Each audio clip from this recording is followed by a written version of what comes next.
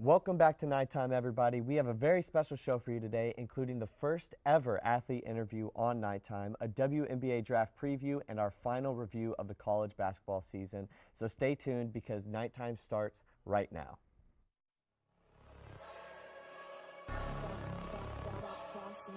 Things gon' change when I really hit the field.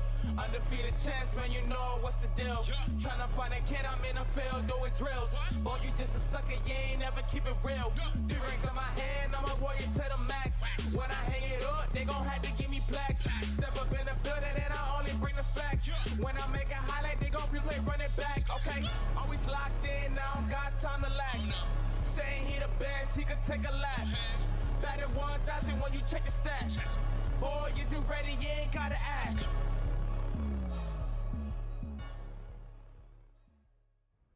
Welcome back to Nighttime, and we are starting it off with an interview with 2 national championship winning cheerleaders, Mourawad and Nate Louis. Thank you guys for joining us, and how are you guys doing today? Thank you again so much for appearing on Nighttime. We're good, thank you. Really good, excited to be here. All right, cool, and we'll just get right into it. Kind of talk about what your journey was like to cheerleading and how you really started with this sport. Well, you know, I was kind of the typical, played football, played basketball in high school, and my cheerleading head coach, shout out Miss Licavoli, was like, hey, why don't you come give this a shot? And I tried it, came to a couple clinics at UCF, they started the recruiting process, and I mean, the rest is history. I've been sold ever since. For me, it was a little different. I did gymnastics when I was younger, and then from there, I got into cheer with one of my coaches at the gym. So I went to a practice, and then I did all-star cheer, competitive all-star cheer growing up. And then I got into contact with the UCF coach here, and then I just became a college cheerleader ever since. Do you guys find that like a lot of cheerleaders that you guys are surrounded by were athletes in other sports, like a basketball or football, anything like that? Yeah. A lot of people actually on our team come from different backgrounds. Like Nate said, he played basketball and football. We have other people who did football or just did gymnastics or even just did all-star cheer when they were younger. Well, that's really interesting. I did have a question. Cheerleading is often seen as a female-dominated sport. I'm just curious, as 2 guys in the sport, what has it been like competing in a female-dominated sport? Well, it's definitely different from things like maybe say football or basketball, because when you get into cheerleading and like given the nature of what we do and having to do like these crazy flips, you really have to have a lot of trust and a lot of communication. And so at UCF especially, being in that female-dominated sports as a male, something that's really big to us is like always putting your girl first, making sure she's safe and protecting her. Yeah, especially like you're gonna have a female flyer, so it's super important to have that bond with her and just know like she's yours to take care of and protect her when it comes to like games and everything, and just walking around and just making sure she's safe. Absolutely. And how did each of you come to the conclusion that you were going to come to UCF to cheer? So I had cheered in college, but like I said, at that point, it was still just a hobby. And when I came to the recruiting clinic, like, you know, Linda Gooch, Ashley Draper, they really, really showed like all the cool things that come along with being a college athlete. And so that's what helped me make my decision. Yeah, same. I actually wasn't even planning to do college cheer growing up, but after coming in contact with Linda and Ashley, like they just sold me, like everything seemed really good, and just I know that cheer here at UCF is like one of the better schools, like they are really good, so yeah. And Nick, you mentioned that you did competitive cheerleading growing up. What would you say is like the main difference for all of us who aren't that familiar with the cheerleading world between competitive cheerleading and then college cheerleading? The main difference would just be like the pace of like how the routine is run. Like in competitive cheerleading, it's more like there's more sections. Like there's a jump section, there's a dance section, and it's more of there's more people underneath the stunts. And college cheer is more, it's like individual stunts, you and one flyer. And also in college cheer, there's a cheer, like where we have to do a chant in between. So yeah, but overall, it's almost the same thing. Like the pace is still, they're both pretty fast. Now, you guys won the Division 1A co-ed title back in January. First of all, congratulations. What was it like winning a national championship? Well, thank you very much. And I have to say it's definitely surreal, because in that one moment when they're like, UCF, we got first place, it just so much emotion. It's really crazy, and you feel like, wow, I just won. But then kind of as time goes on and you start to really realize like, whoa, because everything leading up to that is fast paced. It's you only have one focus, one mission. And then when it kind of happens, it's almost as if everything's not really real. Like there's no way we actually just did this. So it was actually like 2 nights ago at our end of the year banquet, I was watching a video that was going over all our team from the beginning of this year until the moment we won nationals. And it was just crazy. Like all of those moments just hit me at once. And I really got to like appreciate it in that moment. Yeah, it's just nice because like going through the season is really hard. Like there's going to be times where you don't want to do it anymore. Like it's very challenging. So it just like after winning, it was just so nice to it just really topped up the season. And just is like, this is like why we do it, like to get that feeling. And it was just so nice to be able to do it with your team. Cause like after everything you've just been through with each other, it was just like, it just really topped it off. It was just so great. And obviously, so much hard work goes into winning a national championship for any sport, and especially this. What was the process of kind of like preparing for the national championship? Is it like a routine? Do you learn it before the season and then you practice throughout, or do your practices are they more like focused on cheering for games or events like that? So in summer, we have a couple main work weeks. One of the like pretty prominent ones is we go to Alabama, and that's kind of where like anyone who's going to be competing in that competition, you go to Alabama, and it's almost like a combine of sorts, like a showcase. And it's kind of like you get the trend of what the routine is going to be looking for, like what skills are kind of on the playing field, and you learn that. And then over summer, you start working on those more and more. When we first get into like that August, September months, it's a heavy focus on games. Like especially with this year moving into the Big 12 conference, we have a whole bunch of new freshmen, a lot of people, and we all got to kind of get back into that swing of cheering for the games, cheering for basketball. And then come December time, it's really crunch time. The practices amp up, everything's a little hot, like very, very focused on nationals, and that's sort of our process. But it really starts, honestly, you win nationals, win or lose, and you take a week to recover, and the process starts right then and there. Yeah, like we already have like the coaches already have ideas and skills on what they want to work on, like whether it's a new pyramid or at least stunt. So they'll just be like, hey, this is what we want to work on going into the next season. Like if you can get outside of the gym and start working on these skills. And from there we get our routine in like September, I'd say. Yeah, and we just start running it through, and then once it comes closer, that's when it's just like all focus is on nationals. That's all we do. Like we'll have like a halftime basketball performance, and then we'll have like a practice, and just really focus on like the little details of our routine. Yeah. And like when we've all been to the basketball games, we've seen you guys perform football games. Is that like a part of the routine, or is that the full routine, or is it no similarities? So the way that basketball games work, it starts at like we get our routine, and then we'll have Spirit Splash where we throw it. And Spirit Splash is kind of just like a high pressure environment that we can get ourselves into so that we can throw these routines and throw these skills that we want to work towards. And then basketball is kind of like each game and each football performance that we do is a chance for us to have that, like simulate a big crowd of big people. And so it may not always be the end product, but it's always something that we're working towards just to get those skills under our belt, get that time under our belt doing it. Yeah, and just once we start getting closer to the actual like competition season, we'll probably start off with like pieces of our routine, and then come like December, like when we're performing for halftimes, like we'll throw like the whole routine.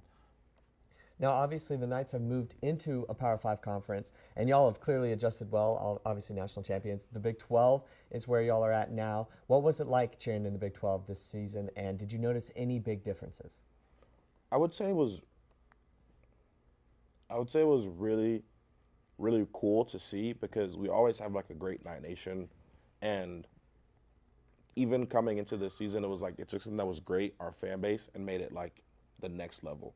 Like the marketing team, us, everything, so many new traditions have started, and just I don't know if it's the games we're playing, the tougher competition, but from the court being stormed to like fans going crazy, it's just been a whole different vibe. Knight Nation has been going crazy. Fear the Frond.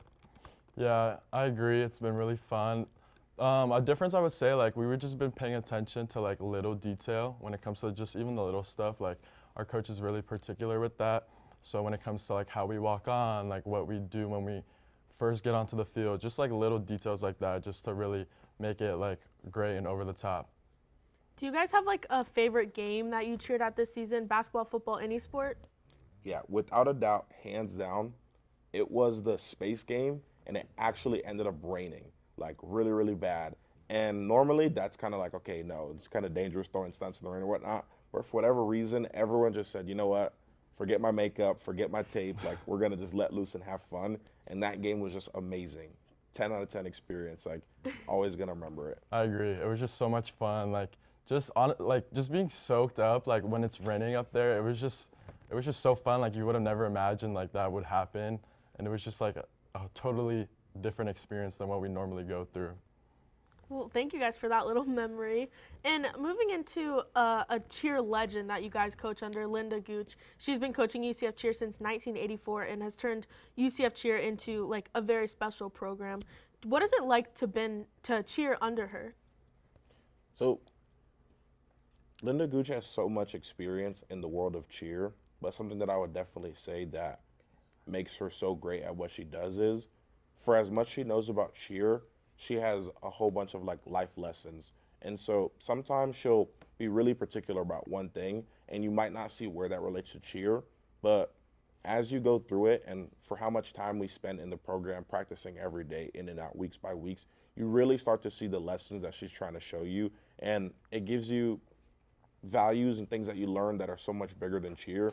And all of her success, I think, really, really does come a good bit from that. How it's not just cheerleading, it's not just a sport, it's who you are as a person, it's your responsibility, being accountable. And all of those things, once you do master them, make hitting a stunt on the national floor like very easy.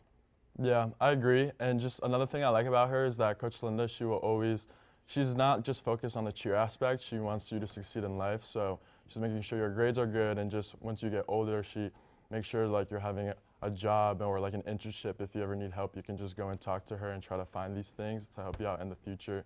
So she's just always trying to help us in every way that she can, like teach us lessons, and just she's hard on us, but it's a good thing because it just all makes it worth it at the end, because it teaches you discipline and other life skills and time management and all that stuff. Yeah, so you guys obviously mentioned that you had your end of the season banquet just a couple days ago. What is one thing you are looking forward to next season?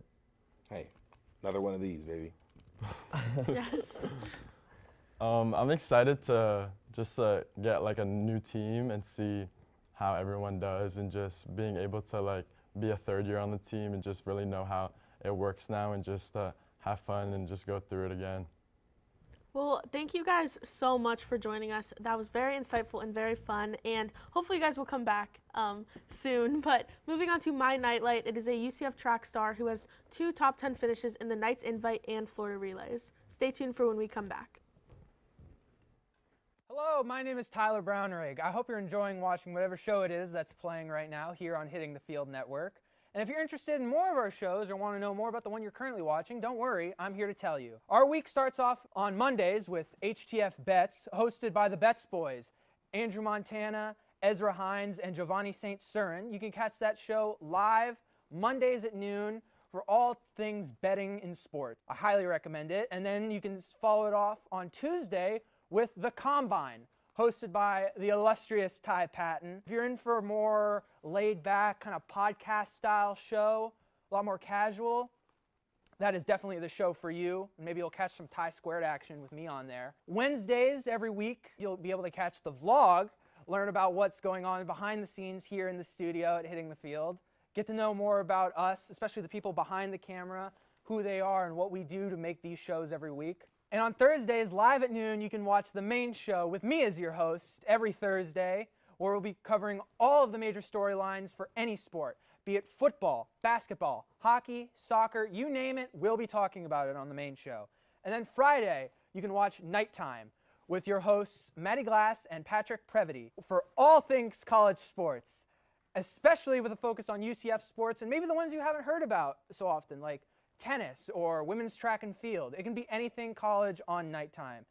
And if you're interested in joining Hitting the Field and you're a UCF student, DM us on any of our social medias at Hitting the Field, and also give us a follow on all those, and subscribe to this channel if you want to catch more of our content. But enjoy the rest of your show. As always, I'm Tyler Brownrigg, and I'll be seeing you on Main Show. It is senior sprinter Kaya Williams. She has won the first ever Big 12 Player of the Week for the UCF track team and is contributing to the Knights' number 16 ranking in the latest USTFCCA poll. Moving on to a very special segment. We're obviously here with our nighttime regulars, Jared Fox, the King, and Giovanni. How are you guys doing? Let's get right into the pick. Yeah, WNBA draft. We're talking about the WNBA draft. Okay, Jared, we gave you the first pick because I was being nice. You're senior. Yes, you have the first pick. It's also the easiest selection of this draft. You're the Indiana Fever. Who are you picking? Listen, it's NFL mock draft season. What's similar to that is we're not getting cute with the first overall pick. It's going to be Caitlin Clark. Led college basketball in points per game. Led college basketball in assists per game. Like, let's not be funny here. Like, it's going to be Caitlin Clark. I mean, her shooting is elite. Her passing is elite. I would even say as a guard, her defense is borderline elite. I would disagree there. What? Yeah, I don't know if the defense is borderline elite. Borderline. I agree with Jared. She is a, oh my God, you guys do not know ball. Like, her stocks, watch the tape. Watch Jared, the tape. Look at this. She doesn't play defense. Bro, watch the tape. It's okay, That's all I'm though. saying. It's Look okay. right here. It's not a knock on her. She's We didn't even see that. We don't need her to play defense, but she objectively does Listen, not look, play she had defense. almost 4,000 block points. She don't need instantly to play into defense. transition 3. Come on now. Like, y'all don't know hoops. Look at this. Well, they switched it back. Y'all don't know hoops, and that's why I got the first overall pick, because do y'all even know who Caitlin Clark is? It doesn't sound like it. Okay. Shout out the Indiana Fever. Yes, we know Caitlin Clark, and they actually 36 of their 40 games are going to be nationally televised, which is just a crazy number for a rookie and a team that has the number 1 overall pick. Moving on to the number 2 pick, which I have, and I am stepping into the general manager role for the LA Sparks, and I'm going with Stanford's Cameron Brink. She is a 6'4", like forward center, played 4 years at Stanford, won 1 national championship in her freshman year, averaged 17.4 points, 11 rebounds, 2 assists, and 3.7 blocks. So she's kind of a defensive force, won Naismith Defensive Player of the Year. Might struggle with fouling in the WNBA because she did foul out a few times in March Madness. I feel like that was kind of the story of her March Madness, but overall the upside is extremely high. She's versatile offensively, so she can step out a little bit, shoot from 3, but she's just dominant defensively, and I'm really excited to see her at the next level. Yeah, she was a beast defensively. In the 2 tournament games, she had 32 rebounds and 18 blocks. Yeah, it's just, and that's while fouling out. So I'm excited to see what she can do with, she gets 6 fouls in the WNBA instead of 5, so that means something. But moving on to Giovanni, you are drafting for the Chicago Sky. Maddie, you took my pick, bro. You know I wanted. You knew I was going to draft her. But You got sniped, son. You had enough time to prepare. with the substitution, I'm gonna go with Camila Cardoso, who could also be regarded as the best center in this draft, right next to Cameron Brink. She averaged 14 and 9, and she's coming off that NCAA championship with that perfect season. And I feel like there's no better coach to learn from than Dawn Staley. So she could be WNBA ready as much as anybody in this draft. So. You took my pick. That's a good pick, especially in the top 4. The top 4 is pretty much like all set in stone. It's just about who's going to get drafted in 3 and 4, if it's either Camila Cardoso or Rickea Jackson. I had Cardoso going 4th to my pick for the LA Sparks, but I'll just take Rickea Jackson here. She shot 63.9% from the field in the 2 tournament games that she did play in, and she was just a very reliable piece for Tennessee's offense. She's been the star for the last 2 seasons. She made a career-high 22 3-pointers this season, so she's going to just continue to progress, and I just think that she's easily going to go in the top 4. I think the top 4 is pretty 100% solidified. agree. And like, if the Sparks could draft Cardosa and Brink, which could be interesting, but I think she goes 3 or 4. That's a crazy front court. I'm not gonna lie to you. Yeah, now it's getting interesting with the picks. Now it's gonna get spicy. Now Jared has to make an actual decision. An actual decision? Come on, like, I put time and effort into my picks. Is Caitlin Clark a Put time and effort into the Yes, first one? my scouting prowess is unlike no other. So anyway, at 5 with the Dallas Wings, we're going with a sleeper. Y'all might not know her name either. JC Oh my Sheldon. gosh. That's right. Bro, that's my pick, Snipe. bro. Ohio State. Sniper gang. Okay. JC Sheldon, listen, she has elite defense. If y'all listen, y'all can say whatever you want about Caitlin Clark, but JC Sheldon is the second best guard in this draft, and her defense as a two-way player is actually elite, and I think she's going to instantly make an impact for the Dallas Wings if, they decide to follow my draft process. But we'll see. Your draft process. Come on. I'm not revealing Flip a coin. my He secrets. grinds A them magician down. never tells. Okay, well, let's move on to me, and I'm honestly a little surprised. So I'm going with number 6 overall to the Mystics. I'm taking UConn power forward Aaliyah Edwards. She is 6'3". She played 4 years at UConn and played winning basketball all the time. She played really well in the tournament, and I think it's just she can showcase what she's going to do at the next level, and I'm excited to see how she moves forward. Any thoughts? I mean, you already took my first pick. I don't want to talk about your pick again. both of my first picks were taken. So. Well, okay. I think the Sheldon pick at Sneaky 5. good.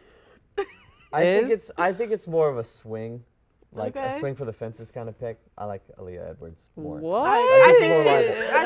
I think she's more of a given than Yeah. JC Sheldon. Oh my goodness, this is such blasphemy. What? This is such blasphemy. Do I you? feel like they're singling you out. All I right. mean, listen, we'll see. Let's see who you picked. Oh Me? no, it's you. It's you Yeah, next, it's me. right? Yeah, it's you Yeah. next. Let's see. Well, I already since- know you're gonna fumble it. You already told me who it is. I mean, since you took JC Sheldon, and I'm drafting off what the Minnesota Lynx need. They Right. need a guard to pair with their forward. I'm going with Charisma Osborne, bro. She's averaging 13, 5, and 4. She's a senior. She could push the tempo. She could be a good floor general, and that's what the Lynx need right now. So, yeah. Any disagreements over there? I low key a little bit. I think Angel Reese is the pick I here. was just about to say. I thought you were Yeah. gonna They snipe me have twice, a strong bro. front court already. I don't see why they need a And- commanding guard. Okay, like There is a. she averaged 13 points this year, Osborne. 41% good. field goal percentage. Which like is very good in college. she's 5'9".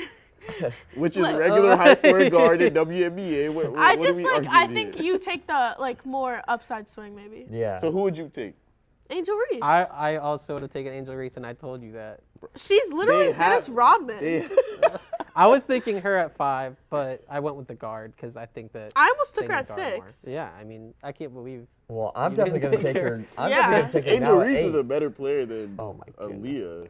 I would have took Angel Reese over Aaliyah. I would have too. But the Minnesota Lynx needed a guard. That's why I got a Well, guard. everybody take needs BPA. Angel Reese on their Take team. best in player WNBA. available. I'm just being real because she I is know. such a draw. We just mentioned that the Indiana Fever, they have 44, 36 of their 40 36. games. Okay, I thought you said The 40. most in the league. Yeah, because they drafted Caitlin Clark. I think for any franchise it'd be. Well, a they haven't huge even draw. drafted Caitlin Clark. yet. Okay, yeah, when they do, Okay. when they Okay. do, like it's like the I mean, world's they worst could throw a kept secret. curveball. They could throw a curveball. They No. could get traded. Not at all. No way If am I they going to don't entertain that. draft Caitlin Clark, they need to be like rescinded as a team. Like they need to delete their franchise. I'm sorry. Yeah, I'm going to take Angel Reese. I just think she's such a big draw, would add so much value to any franchise. She had, 17 and 20 in the final game against Iowa. I think that's a no-brainer in general. I also think the guard out of Australia, what's her name, Isabel Borlas or something Yeah. like that. Sorry about the pronunciation, but she's 5'11", and apparently she's really good out of Australia. I feel like we need to mention She's her. only 19 too. So-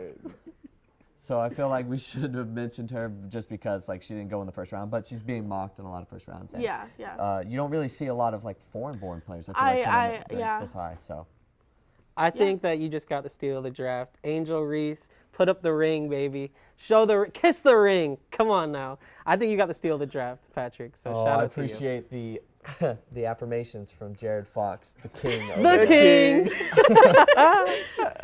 All right. Well, I guess that's all the time that we have for the WNBA draft. Now, moving into my nightlight, it is a UCF baseball player who came in for relief over the weekend to lead the Knights to a big win over Kansas State. Find out who he is when we come back. Jack, buddy, why are you here?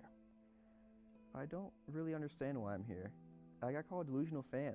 I just don't understand why I'm delusional if I think Kirk Cousins had the best mustache in the league. Well, Jack, buddy, I don't want to be the one to tell you this, but I don't think anybody looks cool in handlebars. But they're back, man. They're back. They're not. They're not. Sometimes you just got to face the hard truth. It's right there in front of you. All these people, they're calling you delusional, but sometimes you got to worry about, am I projecting? Is it me? And in this Let me case, tell you something, bud. It could never be me. Anything I say is factual and truth, and that's why the Vikings are going 16-1 this year. organization, you have to look at your roster and say, I've had Kirk O'Duggins for 6 years. Maybe it's time to move on. There is no moving on from Perk Thuggins and Justin Jefferson. Do you think that maybe this all started just because of a little disappointment? Nothing has started. This is how I live, and I am not delusional. I'm a prophet. Is a relief pitcher, Dominic Castellano. He has 3 wins on the year and has propelled the Knights into a number 17 ranking in the country, although they did just lose to Stetson, so we'll see where we end up by the next ranking. But man, UCF baseball is doing really good. They are, and I think we'll talk about them a little next week. But Absolutely. moving on to probably our last segment of college basketball for the season. And before we even get to the national championship game, we have insane news. Coach Calipari is headed to Arkansas, leaving Kentucky. Initial reactions, everybody? I was not shocked. I was shocked. Okay, I was shocked that he went to Arkansas. I wasn't shocked that he left the Kentucky program, though, because I felt like I had said, like, previously after they had lost that, why would you want to bring him back? Yeah. Like, I feel like that was kind of a talk that needed to be had, but I was surprised that he went to a fellow SEC team and all that sort of stuff. I have a feeling like the relationship with the AD is kind of what broke it off. Jeremy, what do you? Oh, we're also here with Jeremy, by the way. Welcome back to Nighttime. What do you think of Coach Cal heading to Arkansas? I kind of agree with Pat here. I think that Kentucky, was kind of on a little bit of a decline, especially with the relationships going on within the team. And so to see him go to another SEC team is something interesting. I feel like it's kind of like a get back at Kentucky. And so we'll see how he does at Arkansas. Yeah, and he's been at Kentucky since 2009, won 1 national title in 2012, and has went to 4 Final Fours in his first 6 seasons. But since 2019, he's only won 1 NCAA tournament game. And the Wildcats have kind of just been like an NBA feeder team. They've produced 35 first-round picks while he's there. And I actually thought it was interesting because the athletic director of Kentucky, Mitch Barnhart, announced that Calipari would return, and then Calipari even said he's ready to come back and kind of revamp Kentucky basketball. And then a week later, he's the head coach at Arkansas. And allegedly it has to do with his relationship with John Tyson, who's an Arkansas booster and actually the chairman of Tyson Foods. So if you're chicken fingers. I love chicken nuggets, man. I definitely think that relationship was the biggest part. I think after the season ended, they just decided to do the regular PR stuff that any team that had a disappointing season would do. So I think that they were all just trying to get on the same page, but at the end of the day, it just simply was not the case. Now, moving into the actual games that were played, we had UConn, Alabama, and Purdue, NC State. I guess we could recap that a little bit. UConn just has been destroying teams, and they were able to hold off Alabama, who had been red hot this year. Yeah, I mean, I think they showed us what they have showed us all year and went into that championship game confident. They kind of played, Alabama was a little bit of a close game, so we finally kind of saw what they were made of. But back-to-back, that's all you can say. First time since Florida in 2008? 2006-07 season, yeah. So, yeah, I mean, dominance. Absolutely. Jeremy, what did you see from UConn that just separated them from the field this year? From UConn, I would say that UConn all around is just an overall good team. Like when you watch them play, they're not really selfish at all. They pass the ball a lot. They have a lot of I would say their team chemistry is one of the higher up on or in the tournament. And so overall, I think that's what contributed most to their success. Yeah, so UConn was just absolutely dominant this entire year. And I will say, whenever if it was, whether it was Donovan Clingan or anybody else on that roster, they were always coming out at every team that they played. And I'm interested in the game plan and your thoughts on how they were able to control the entire Purdue roster outside of Zach Edey. What did they do in that game that made Purdue, despite his big game, not have a real chance?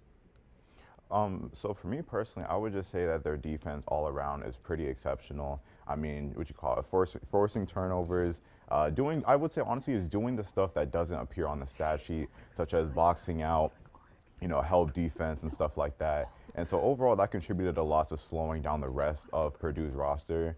But yeah, I would say that's pretty much it for them. All right, now moving into the women's game, just absolutely flying high, one of the best tournaments that probably actually the best tournament that they've had in women's college basketball history, came to a head. Iowa, Caitlin Clark faced off against South Carolina, the team that has gotten zero recognition all year, 38-0 now. Perfect season completed. What did you think about that game? Oh, so for me personally, I think that game was a very interesting game to see because I feel like it really exposed Caitlin Clark.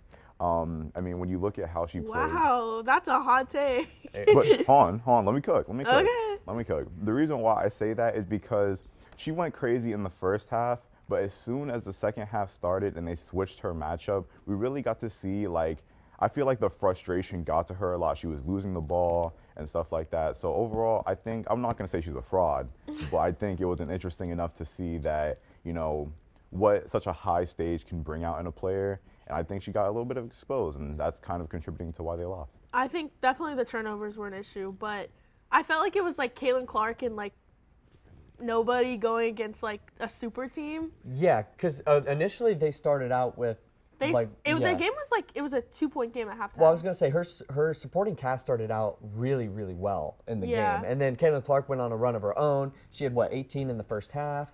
She played really well, but then after that, the rest of her supporting cast wasn't able to get into a groove. And I think they were okay with Caitlin Clark taking deep threes, and they were just going to live with it because I think they went about it the same way that maybe every other team has gone about it this year, and the way that UConn went about it against Purdue. Let her do whatever she wants. The rest of the players aren't going to beat us. I think it was actually kind of similar to the UConn men's team. It's okay, they started off kind of tied, kind of playing close, and then as the game progressed, you just saw the talent advantage that South Carolina had and the height advantage and the size advantage. And it was just too much for Iowa. They had a great run. Making back-to-back Final Fours, back-to-back national championship games is just insane for, a program that isn't a typical blue blood of women's college basketball. Can I add something real quick? Yes, of course. I just want to say that I think Iowa's biggest problem was relying heavily on Caitlin Clark because when you focus too much on one player, if the other team can figure out how to stop them, you guys, the other supporting cast members have to step up and make something happen in order to come back and win the game. And that's just not simply something that they did. They constantly fed Caitlin Clark the ball. She kept turning it over and stuff like that. And that unfortunately led to their demise by a 15-point game, I believe? Yeah, it ended up not being as close in the second half. Jeremy, what do you think? How does the South Carolina team, rank up against the greatest teams in women's college basketball, and Dawn Staley specifically? Honestly, I would say they have one of the best teams that I've ever seen. I mean, an undefeated season, and then some seasons before that they were 37-1, only losing to Iowa. So overall, that team they have all the talent that they could ever imagine. The coach is amazing. So honestly, I would rank them pretty high. Yeah, and they'll be back every single year, I think, as long as Dawn Staley is there, and they have just insane recruiting now. Absolutely. That's all the time that we have for Nighttime. Thank you very much for watching. We'll see you next week.